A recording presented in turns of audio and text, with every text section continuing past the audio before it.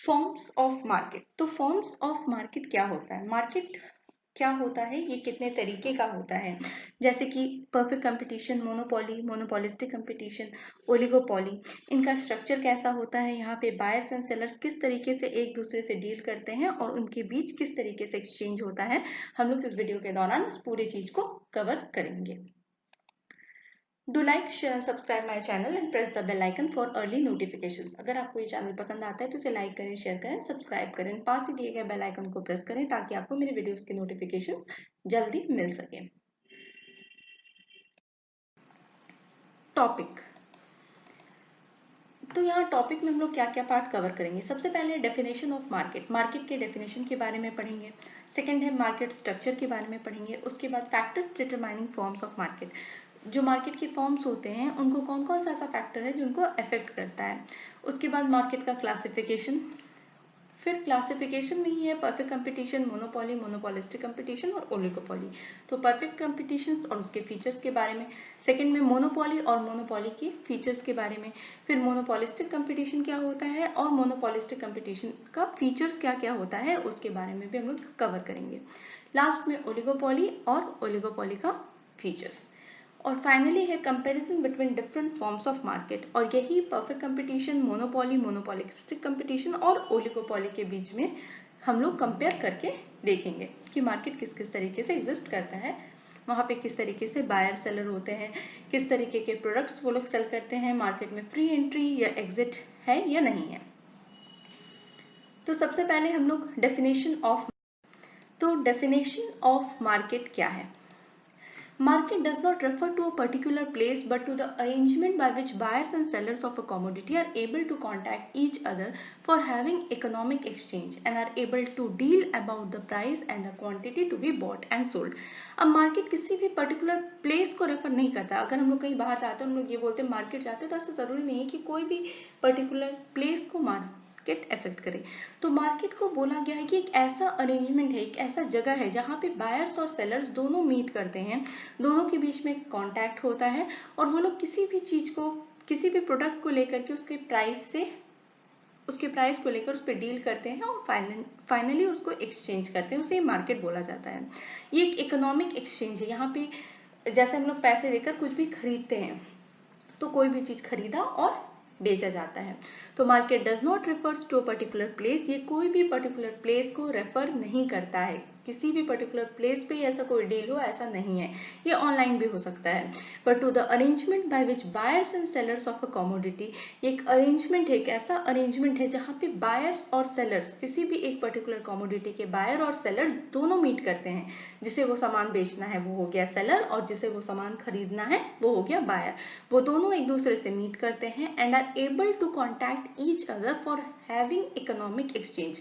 दोनों एक दूसरे को कॉन्टैक्ट इसलिए करते हैं ताकि वो लोग प्राइस के थ्रू जो भी प्रोडक्ट है उसको अदला बदली कर सके and are able to deal about the price and the quantity to be bought and sold, ताकि वो लोग कोई भी क्वांटिटी जिसे खरीदना है या फिर बेचना है उसके प्राइस के ऊपर वो लोग डील कर सके और फाइनली वो पर्टिकुलर कमोडिटी या फिर वो पर्टिकुलर प्रोडक्ट का खरीद बिक्री हो सके, उसे ही मार्केट बोलते हैं। Therefore, market does not refers to a particular place but to the arrangement by which buyers and sellers of a commodity are able to contact each other for having economic exchange and are able to deal about the price and the quantity to be bought and sold. अब हम लोग second की तरफ move करेंगे कि हमारा क्या है। तो सेकेंड टॉपिक है हमारा मार्केट स्ट्रक्चर। अब मार्केट स्ट्रक्चर क्या है? Market structure refers to the type of the market in which the producers और firms operate. It indicates how the market is organised.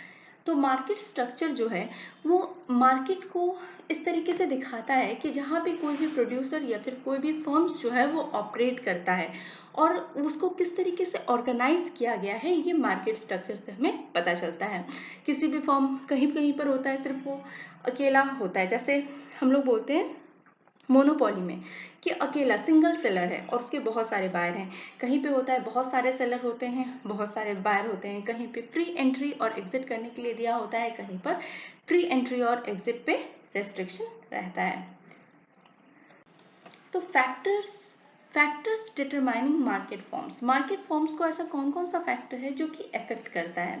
सबसे पहले होता है number of buyers and sellers. The power of the seller to influence the market depends upon its share in the total supply.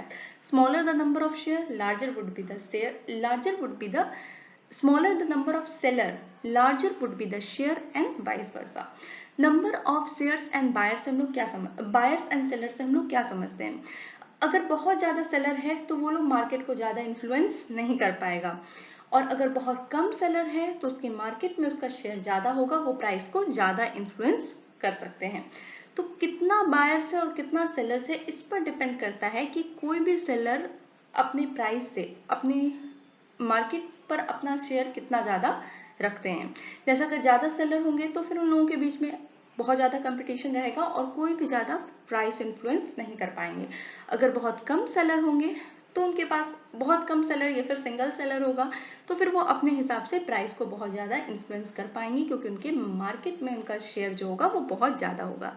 यही है, the power of the seller to influence the market depends upon it shares in the total supply. Total supply में उनका share कितना है, इसी से पता चलता है कि वो पर्टिकुलर सेलर जो है वो अपने मार्केट में अपने थ्रू वो कितना ज़्यादा प्राइस को इन्फ्लुएंस कर सकता है। Smaller the number of seller, larger would be the share. अगर सेलर जो है वो कम है तो उसका मार्केट में शेयर ज़्यादा रहेगा, और larger the number of the seller, smaller would be the share. और अगर बहुत ज़्यादा सेलर हैं तो फिर वो मार्केट में प्राइस को ज़्यादा इन्फ्लुएंस नहीं कर पाएंगे। तो number of buyers and sellers ये सबसे पहला फैक्टर है। सेकेंड क्या है, nature of the product. The amount of competition in the market depends upon how similar are the goods produced by different firms। अगर मान लीजिए कि कोई एक ही तरीके का गुड्स प्रोड्यूस किया है, अब कोई सेलर उस पर्टिकुलर चीज़ को 100 रुपीज़ में दे रहा है तो कोई दूसरा सेलर जो है उस पर्टिकुलर सेम चीज़ को वो 120 रुपीज़ में दे रहा है, तो ऑब्वियसली जो 100 रुपीज़ में दे रहा है उसी के पास से लोग खरीदना चाहेंगे। तो डिपेंड करता है कि कैसा प्रोडक्ट है। अगर जो 120 रुपीज़ में दे रहा है अगर उसका प्रोडक्ट क्वालिटी अच्छा है तो लोग 120 रुपीज़ जो दे रहा है उसके पास से खरीदेंगे। लेकिन अगर सिमिलर प्रोडक्ट को बेच रहे हैं तो फिर हमारा प्राइस जो है वो एक ही रहेगा। तो प्राइस अगर अलग अलग रहा तो फिर लोग उससे नहीं खरीदेंगे। तो the amount of competition in the market depends upon how similar are the good produced. अब कितना सिमिलर है, अगर गुड्स में सिमिलैरिटी है और प्राइस में डिफ्रेंसिएशन है तो ऑब्वियसली जो लो प्राइस्ड गुड होगा उसे ही लोग खरीदेंगे। अगर गुड्स में ही डिफ्रेंसिएशन है तो ऑब्वियसली फिर लोग अच्छे क्वालिटी की तरफ मूव करेंगे। तो the amount of the competition in the market depends upon how similar are the goods produced by different firm। कि अलग अलग फर्म जो है वो कितना ज़्यादा सिमिलर गुड्स प्रोड्यूस करते हैं, उसके product nature of the product से पता चलता है कि वो लोग एक जैसा सिमिलर गुड्स प्रोड्यूस कर रहे हैं या फिर अलग तरीके का गुड्स प्रोड्यूस कर रहे हैं। उसके बाद है knowledge about the market. If the buyers and the sellers have full information about market condition, the price at which the product is being sold by other sellers and the nature and the quality of the product, then a single price would prevail in the market. देखिए उसके बाद बहुत ज़्यादा ज़रूरी होता है if the buyers and the sellers have full information, जो खरीद रहा है और जो बेच रहा है उसे पूरी मार्केट कंडीशन के बारे में अच्छी तरीके से पता होना चाहिए। ऐसा होने से जो भी सेलर से पता रहेगा कि उसके पास कौन सा प्रोडक्ट है और इस तरीके का सिमिलर प्रोडक्ट, सिमिलर क्वालिटी का, सिमिलर टाइप का अगर मार्केट में मिल रहा है तो फिर उस हिसाब से वो प्राइस को रखेगा। और बायर को भी अगर पूरे मार्केट के बारे में इंफॉर्मेशन रहेगा कि इस तरीके का प्रोडक्ट अगर इसके पास ज़्यादा प्राइस में बिक रहा है और दूसरे लोगों के पास अगर वो कम प्राइस में सेल हो रहा है तो ऑब्वियसली बायर दूसरे जिसके पास कम प्राइस में सेल हो रहा है उससे लेगा। तो अगर बायर और सेलर पूरे मार्केट का इंफॉर्मेशन को, पूरे मार्केट कंडीशन के बारे में अगर अच्छे से इंफॉर्मेशन रखे तो एक ही प्राइस जो होगा वो पूरे मार्केट में रहेगा। ऐसा नहीं होगा कि सेम प्रोडक्ट सेम क्वालिटी का अलग अलग सेलर के पास अलग अलग प्राइस होगा। इसके बाद है freedom of entry and exit. अब freedom of entry and exit क्या होता है? It ensures that producers are earning a profit or normal profit. Free entry and exit are the characteristic features of perfect competition or monopolistic competition. अब free entry और exit रहेगा, इसका मतलब ये होगा अगर फ्री एंट्री एंड एग्जिट रहेगा तो सब नॉर्मल प्रॉफिट ही अर्न करेंगे, कोई भी ज़्यादा पैसा नहीं लेगा।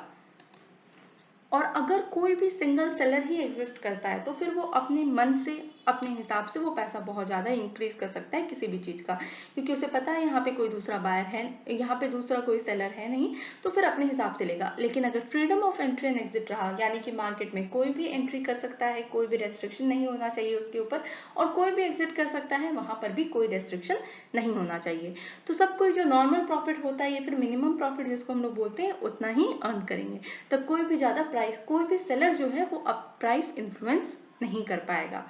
Free entry and exit are the characteristics features of, जैसे फ्री एंट्री एंड एग्जिट जो होता है वो परफेक्ट कंपटीशन और मोनोपोलिस्टिक कंपटीशन में देखा जाता है। Freedom of entry and exit, therefore freedom of entry and exit, it ensures that producers are earning a profit or normal profit. Free entry and exit are the characteristic features of perfect competition or monopolistic competition. इसके बाद है degree of price influence. Different forms of market में differ from each other in term of their influence on price determination.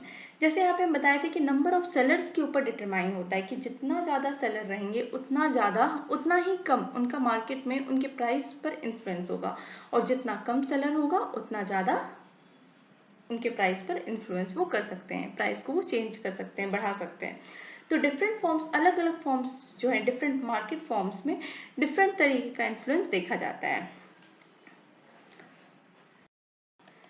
अब classification of market, market को किस तरीके से classify किया गया है। मार्केट्स में be classified into 4 types, market को 4 तरीके से क्लासिफाई किया गया है। सबसे पहले आता है परफेक्ट कंपटीशन।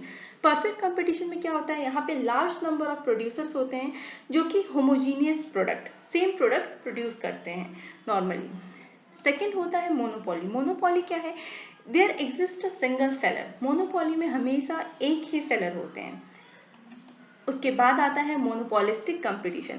मोनोपोलिस्टिक कंपटीशन क्या होता है, यहाँ पे लार्ज नंबर ऑफ सेलर्स होते हैं लेकिन सब अलग अलग तरीके के प्रोडक्ट सेल करते हैं, सेलिंग डिफरेंशिएटेड प्रोडक्ट। उसके बाद है ओलिगोपोली, यहाँ पे फ्यू फर्म्स है, there are few firms selling a product so that there is no intense competition among them. बहुत कम फर्म होते हैं और बहुत कम फर्म होने की वजह से, मतलब कम सेलर होने की वजह से यहाँ पर कंपटीशन जो होता है उन लोगों के बीच ऐसा कोई भी कंपटीशन नहीं होता है, बहुत कम कंपटीशन होता है।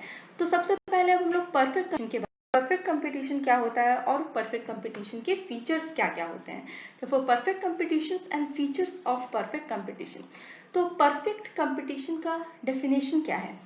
Perfect competition is a market, it is the market structure in which there are large number of producers producing a homogeneous product so that no individual firm can influence the price of the commodity. तो perfect competition जो है एक ऐसा market structure है जहाँ पे बहुत ज़्यादा लार्ज नंबर ऑफ प्रोड्यूसर्स, बहुत ज़्यादा सेलर रहते हैं जो कि नॉर्मली होमोजीनियस, मतलब एक जैसा उसके प्राइस, उसका क्वांटिटी एक जैसा ही प्रोडक्ट प्रोड्यूस करते हैं, जहां पर कोई भी इंडिविजुअल फर्म जो है वो प्राइस, किसी भी कमोडिटी के प्राइस को इन्फ्लुएंस नहीं कर सकता। तो perfect competition is the market structure in which there are a large number of producers producing a homogeneous product so that no individual firm can influence the price of the commodity. कोई भी individual firm जो है किसी भी commodity के price को change नहीं कर सकता है, इन्फ्लुएंस नहीं कर सकता। फीचर्स क्या क्या होता है का, large number of buyers and sellers. Perfect competition के अंदर large number of buyers and sellers रहते हैं। A firm produces such a small part of the total market output that a change in its output will have no noticeable effect on the market supply and hence the price of the commodity. Perfect competition के अंदर large number of buyers and sellers होते हैं, वहां पे बहुत ज़्यादा buyers और sellers होते हैं, जिसकी वजह से कोई भी पर्टिकुलर फर्म अगर अपने आउटपुट में कोई भी चेंज लाता है तो उसका कोई भी इफेक्ट नहीं पड़ता मार्केट सप्लाई के ऊपर, और ना ही उस कमोडिटी के प्रोडक्ट के ऊपर, उस कमोडिटी के प्राइस के ऊपर कोई भी फर्क पड़ता है, क्योंकि वहां पे बहुत ज़्यादा बायर्स एंड सेलर्स हैं। तो कोई भी सेलर जो है वो मार्केट को इन्फ्लुएंस नहीं कर सकता है। सेकेंड है homogeneous product. Homogeneity of a product implies both to the physical characteristics of a product and the conditions surrounding the sale, that is environmental factors. Homogeneity of a product implies both to the physical characteristics, मतलब product जो होगा वो एक ही जैसा देखने में होगा, इसका एक ही क्वालिटी होगा, एक ही क्वांटिटी में होगा, एक ही कलर होगा, और यहाँ तक कि जो उसकी सेल करने का जो भी इन्वायरमेंटल फैक्टर्स है जिस द्वारा वो सेल हो रहा है वो भी सेम ही होगा। उसी तरीके के प्रोडक्ट को होमोजीनियस प्रोडक्ट बोला जाता है। थर्ड है freedom of entry and exit, जहाँ पे large number of buyers and sellers होते हैं वहां पर ये पॉइंट जो है वो ऑटोमेटिकली आप लोग लिख सकते हैं। जहाँ पर freedom of entry and exit होगा, यहाँ पर कोई भी नया फर्म जो है वो भी मार्केट में आ सकता है और कोई भी एग्जिस्टिंग फर्म जो है वो चाहे तो मार्केट से बाहर जा सकता है। It means that the new firms are free to enter and the existing firms are free to leave the industry. इसका मतलब होता है कि कोई भी नया फर्म जो है वो आसानी से मार्केट में एंटर कर सकता है और कोई भी एग्जिस्टिंग फर्म जो भी मार्केट के अंदर है वो उस इंडस्ट्री को छोड़कर जा सकता है। Freedom of entry and exit इस पॉइंट से लिंक है large number of buyers and sellers, जहां पे बहुत ज्यादा बायर्स एंड सेलर्स रहेंगे वहां पे freedom of entry and exit रहेगा। Perfect knowledge. Each buyer has the perfect knowledge about the prevailing price in the market and they are not prepared to pay higher price than the prevailing price in the market. Perfect knowledge क्या है, यहाँ पे हर buyer को इस चीज का पता होगा, इस चीज का नॉलेज होगा कि कौन सा प्राइस जो है, किस प्रोडक्ट का कौन सा प्राइस मार्केट में है। तो कोई भी बायर जिसको कम प्राइस में वो सेम प्रोडक्ट मिल रहा है वो कभी भी ज्यादा प्राइस में उस प्रोडक्ट को नहीं खरीदना चाहेगा। तो वो हमेशा चाहेगा कि जो कम प्राइस है हम उसी में उस प्रोडक्ट को लें। तो नॉर्मली इसमें क्या होगा कि एक ही प्राइस जो है वो पूरे मार्केट में रहेगा।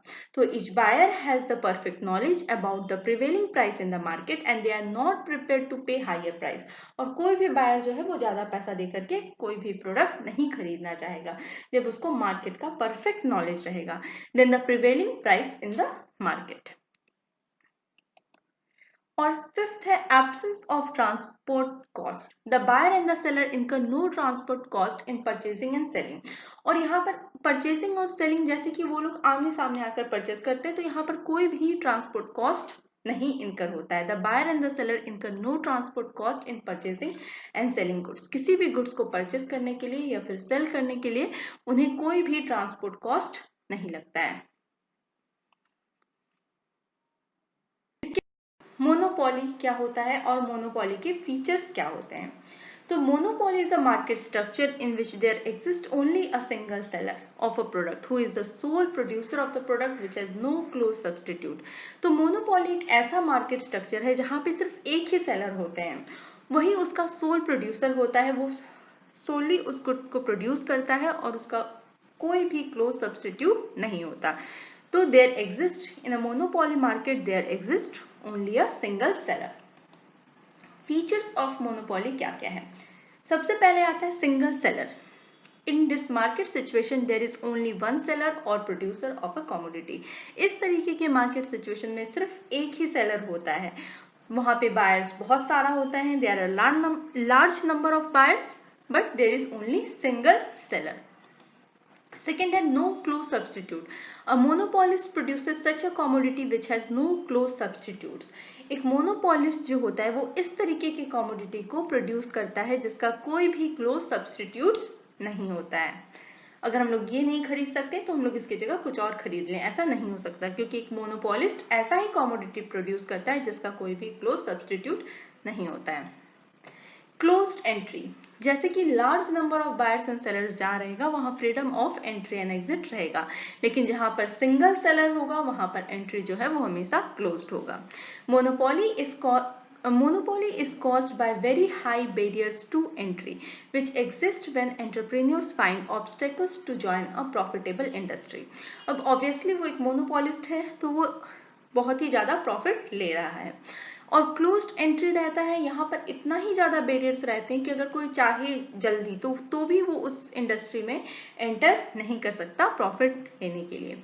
तो monopoly is caused by very high barriers to entry, यहाँ पर एंट्री नहीं हो सकता है, which exist when entrepreneurs find obstacle to join a profitable industry. यहाँ पर कोई भी एंटरप्रेन्योर जो है वो आसानी से इसको ज्वाइन नहीं कर सकता इस प्रॉफिटेबल इंडस्ट्री को। इस तो सिंगल सेलर जो है उसके साथ क्लोज्ड एंट्री जो है ये पॉइंट का लिंक है। इसके बाद है price maker. A monopoly is a price maker और अ प्राइस सेटर। ऑब्वियसली वो एक सिंगल सेलर है तो वो अपना प्राइस खुद ही बनाएगा। प्राइस मेकर बोलते हैं उसे, प्राइस टेकर वो नहीं होता। प्राइस मेकर या फिर प्राइस सेटर। अगर वो चाहे तो वो अपने गुड्स का प्राइस जो है वो भी इंक्रीज कर सकता है और उसे कोई भी अपोज नहीं करेगा, क्योंकि उसका कोई भी क्लोज सब्स्टिट्यूट नहीं है। एंड फिफ्थ पॉइंट है possibility of price discrimination. Price discrimination refers to a situation when a producer sells the same product to different buyers at two or more different prices. अब यहाँ पर एक possibility और रहता है कि वो प्राइस का डिफरेंशिएशन करे। प्राइस का डिफरेंशिएशन या डिस्क्रिमिनेशन जिसे हम लोग बोलते हैं वो करे।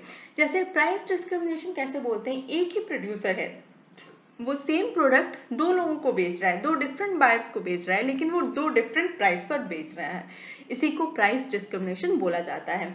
तो एक मोनोपोली से ये हो सकता है, एक मोनोपोली जो भी हो वो उसका पॉसिबिलिटी है कि वो प्राइस डिस्क्रिमिनेशन कर सकता है। हम लोग पढ़ेंगे मोनोपोलिस्टिक कंपटीशन क्या होता है। मोनोपोलिस्टिक कंपटीशन क्या होता है और उसके फीचर्स क्या होते हैं। Monopolistic competition and features of monopolistic competition. तो सबसे पहले मोनोपोलिस्टिक कंपटीशन क्या होता है। Monopolistic competition is a form of a market in which there are large number of sellers of a particular product with each seller selling somewhat differentiated but close product। देखिए ये किस तरीके से perfect competition से इसका differentiation किस तरीके से होता है। परफेक्ट कंपटीशन में क्या होते हैं कि बहुत ज्यादा प्रोड्यूसर्स होते हैं, बहुत ज्यादा सेलर्स होते हैं और वो लोग होमोजीनियस प्रोडक्ट ही सेल करते हैं। लेकिन यहाँ पर मोनोपोलिस्टिक कंपटीशन में क्या होते हैं, यहाँ पे भी लार्ज नंबर ऑफ सेलर्स होता है, लार्ज नंबर ऑफ बायर्स होता है, लेकिन यहाँ के जो सेलर होते हैं वो कुछ डिफरेंशिएटेड प्रोडक्ट प्रोड्यूस करते हैं। डिफरेंशिएटेड बट क्लोज प्रोडक्ट उससे रिलेटेड रहेगा लेकिन कुछ अलग रहेगा। तो monopolistic competition is a form of a market in which there are large number of sellers. यहाँ पे बहुत ज्यादा सेलर रहते हैं किसी भी एक पर्टिकुलर प्रोडक्ट का, with each seller selling somewhat differentiated, जहाँ पर हर सेलर जो होता है वो थोड़ा सा डिफरेंशिएटेड लेकिन क्लोज प्रोडक्ट को सेल करते हैं। अब फीचर्स क्या क्या होता है मोनोपोलिस्टिक कंपटीशन का।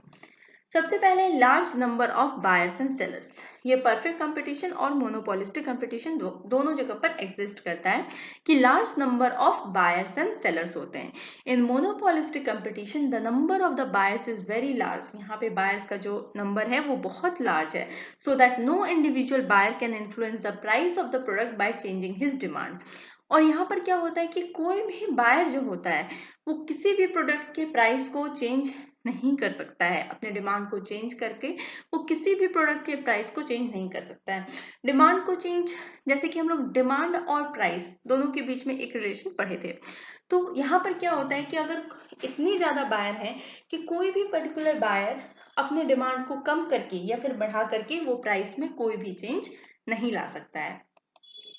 सेकेंड है फ्री एंट्री एंड एग्जिट। ये मैंने बताया था जहां पे large number of buyers and sellers होंगे वहां पर freedom of entry and exit जरूर रहेगा। There is no restrictions on the entry of the new firm and exit of the existing firm. यहाँ पर कोई रेस्ट्रिक्शन नहीं रहता है, कोई भी न्यू फर्म एंटर कर सकता है और कोई भी एग्जिस्टिंग फर्म जो है वो मार्केट से एग्जिस्ट कर सकता है। और थर्ड है selling cost. Selling cost is the expenditure incurred by the firm to promote the sale of its products through various sales promotion method. Selling cost क्या है। सेलिंग कॉस्ट एक ऐसा एक्सपेंडिचर है जो कि फर्म खर्च करते हैं, उनसे क्या होता है, उनसे उनका जो सेल होता है वो बढ़ता है। और वो किस तरीके से करते हैं, वो लोग बहुत तरीके का सेल प्रमोशन मेथड जो भी है उसे प्रमोट करते हैं, उसे प्रमोट करते हैं ताकि उनका प्रोडक्ट जो है वो सबके नजर में आए और लोग उससे जाकर खरीदें। इसके बाद है non price competition. Firms under monopolistic competition not merely compete by price cutting but also on the basis of non price competition like producing differentiated product, incurring advertisement expenditure etc. अब मोनोपोलिस्टिक कंपटीशन के अंदर क्या होता है, वो लोग सिर्फ किसी भी चीज के प्राइस को कम करके वो लोग कंपटीशन उस तरीके से नहीं करते कि वो लोग कोई भी चीज का प्राइस जो है वो कम कर दिए। वो लोग प्रोडक्ट को थोड़ा दूसरे के प्रोडक्ट से थोड़ा सा डिफरेंशिएटेड, थोड़ा सा डिफरेंट बनाते हैं, क्लोज बनाते हैं लेकिन थोड़ा सा डिफरेंट बनाते हैं। और डिफरेंट बनाने के साथ साथ वो लोग सेल्स के लिए बहुत ज़्यादा एडवर्टाइजमेंट एक्सपेंडिचर करते हैं, जिनकी वजह से उनका प्रोडक्ट जो है वो मार्केट में ज़्यादा चल सके। इसके बाद होता है independent price policy. It can influence the price of the commodity to some extent. अगर उनका प्रोडक्ट जो है वो बहुत ज़्यादा डिफरेंट है, उसका क्वालिटी बहुत ज़्यादा अच्छा है, तो ऑब्वियसली वो उसके ऊपर प्राइस कुछ अलग रखकर उसको सेल कर सकते हैं। तो लोग कुछ हद तक प्राइस को इन्फ्लुएंस कर सकते हैं मोनोपोलिस्टिक कंपटीशन में। अब इसके बाद हम लोग देखेंगे ओलिगोपोली क्या है और ओलिगोपोली के फीचर्स क्या क्या हैं। Oligopoly is that form of market structure in which there are few firms selling a product so that there is no intense competition among them. Oligopoly एक ऐसा मार्केट स्ट्रक्चर है जहां पर बहुत ज़्यादा कम फर्म होते हैं, बहुत ज़्यादा कम फर्म होते हैं, ताकि और सब फर्म जो है इस तरीके से सेल करता है कि उन बहुत फ्यू फर्म्स के अंदर भी कोई कंपटीशन नहीं होता, बहुत ज़्यादा कंपटीशन नहीं होता, कोई नहीं बोल सकता लेकिन बहुत ज़्यादा कंपटीशन नहीं होता। Oligopoly is that form of market structure in which there are few firms selling a product so that there is no intense competition among them. Features of oligopoly market. Oligopoly market का क्या क्या features है। सबसे पहले है intense competition. The number of the firms is so small that any action by one firm is likely to affect the rival firm. यहाँ पे firm का नंबर इतना ही कम होता है, जो फर्म्स किसी प्रोडक्ट को प्रोड्यूस करते हैं उनका नंबर इतना ही कम होता है कि अगर कोई पर्टिकुलर फर्म किसी भी तरीके का एक्शन लेता है तो ज़रूरी नहीं कि वो उस तरीके का एक्शन जो होता है बहुत कम होता है कि वो सामने वाले फर्म को कुछ अफेक्ट करे, क्योंकि उनके बीच में कंपटीशन जो है वो बहुत ज़्यादा कम होता है। Second है interdependence. The number of the competitor is so small, any change in the price, output, product, etc. by one firm will affect the rival firm and will force them to retaliate by changing their price, output, product, etc. अब इन the number of the competitor, जो उनके बीच का जो competition है वो इतना कम है, वहाँ पे फर्म का नंबर इतना ही कम है कि कोई पर्टिकुलर फर्म अगर अपना प्राइस, अपना आउटपुट या फिर अपने प्रोडक्ट में कोई भी चेंज लाता है तो वो दूसरे फर्म को भी फोर्स करता है ताकि वो भी अपने प्राइस में, अपने आउटपुट में वो चेंज ला सके। यही उन लोगों के बीच का इंटरडिपेंडेंस है, क्योंकि वो लोग बहुत कम होते हैं और उनके बीच में कंपटीशन जो है वो भी बहुत कम होता है। तो एक फर्म अगर कुछ चेंज करेगा तो दूसरे फर्म को भी वो चेंज करना पड़ेगा। फिर थर्ड पॉइंट है nature of the product. The firms under oligopoly में प्रोड्यूस होमोजीनियस प्रोडक्ट और डिफरेंशिएटेड प्रोडक्ट। तो ओलिगोपोली के अंदर फर्म्स जो है वो होमोजीनियस प्रोडक्ट भी प्रोड्यूस कर सकते हैं या फिर डिफरेंशिएटेड प्रोडक्ट जो है उसे भी प्रोड्यूस कर सकते हैं। फोर्थ पॉइंट है importance of selling cost. The firm compete with each other through various sales promotion method like price cutting, advertisement, etc. यहाँ पर इन लोगों के बीच भी कंपटीशन होता है। वो लोग किस तरीके से कंपटीशन करते हैं, वो लोग सेल्स प्रमोशन करते हैं, प्राइस कटिंग करते हैं, डिफरेंट तरीके से एडवर्टाइजमेंट करते हैं। इस तरीके से वो लोग आपस में compete करते हैं कि कौन सबसे कम सेलिंग कॉस्ट दे सकता है। उसके बाद है barriers to entry and exit. The existence of the oligopoly in the long run necessitates the existence of barriers to the entry of the new firms in the industry. अगर oligopoly में कोई भी firm जो है अगर बहुत दिन से एग्जिस्ट कर रहा है तो वो लोग बाहर से कोई भी नए फर्म को जल्दी इंडस्ट्री के अंदर आने नहीं देते हैं। तो बैरियर्स टू एंट्री करने में दिक्कत होता है यहाँ पर। अब हम लोग comparison between different forms of market. जो डिफरेंट फॉर्म्स ऑफ मार्केट है उनके बीच में किस तरीके से कंपैरिजन दिया गया है। Types of market. यहाँ पर एक तरफ है number of sellers, number of buyers, nature of product, nature of knowledge, ये सब चीज के बारे में। और मार्केट जैसे कि perfect competition, monopolistic competition, oligopoly और मोनोपोली में है। तो number of sellers, perfect competition में नंबर्स ऑफ सेलर्स जो है वो बहुत ज्यादा रहते हैं, there are large number of sellers. Monopolistic competition में फेयरली लार्ज ही रहते हैं, large number of sellers and large numbers of buyers. Oligopoly में फ्यू फर्म्स हैं तो number of sellers is few. Monopoly में सिर्फ सिंगल सेलर ही होता है, वन सेलर। जब नंबर ऑफ बायर्स में आते हैं तो चाहे वो परफेक्ट कंपटीशन हो, मोनोपोलिस्टिक कंपटीशन हो, ओलिगोपोली हो या फिर मोनोपोली हो, नंबर ऑफ बायर्स जो है वो सभी में बहुत ज्यादा होते हैं। तो there are large number of buyers in every firm, in every market. Nature of product, homogeneous product. Perfect competition जो है वो होमोजीनियस प्रोडक्ट जो है उसे सेल करता है और मोनोपोलिस्टिक कंपटीशन जो है वो डिफरेंशिएटेड प्रोडक्ट सेल करता है। ओलिगोपोली जो है वो होमोजीनियस भी सेल कर सकता है या फिर डिफरेंशिएटेड भी सेल कर सकता है, और मोनोपोली जो है वो भी होमोजीनियस प्रोडक्ट की सेल करता है। नेचर ऑफ नॉलेज, अब किस तरीके से मार्केट के बारे में उन्हें कैसा नॉलेज होता है। परफेक्ट कंपटीशन में बहुत अच्छा नॉलेज होता है, मोनोपोलिस्टिक कंपटीशन में थोड़ा नॉलेज होता है, ओलिगोपोली में भी सम और मोनोपोली में भी सम। Nature of entry and exit, perfect competition के अंदर free entry and free exit रहता है, मोनोपोलिस्टिक कंपटीशन के अंदर भी फ्री एंट्री और फ्री एग्जिट होता है। ओलिगोपोली के अंदर कैन बी क्लोज्ड और फ्री एंट्री और एग्जिट, हो सकता है कि एंट्री और एग्जिट में बैरियर्स हो या फिर फ्री एंट्री और एग्जिट भी हो सकता है, लेकिन मोनोपोली में क्लोज्ड एंट्री होता है। मार्केट पावर कैसा होता है, परफेक्ट कंपटीशन का मार्केट पावर बिल्कुल नहीं होता है, नो। मोनोपोलिस्टिक कंपटीशन में मार्केट पावर जो होता है वो थोड़ा होता है, स्लाइट। ओलिगोपोली में सिग्निफिकेंट होता है क्योंकि यहाँ पे large number of sellers and large number of buyers होते हैं, और मोनोपोली में इन लोगों का मार्केट पावर जो होता है वो बहुत ज्यादा होता है, लार्ज।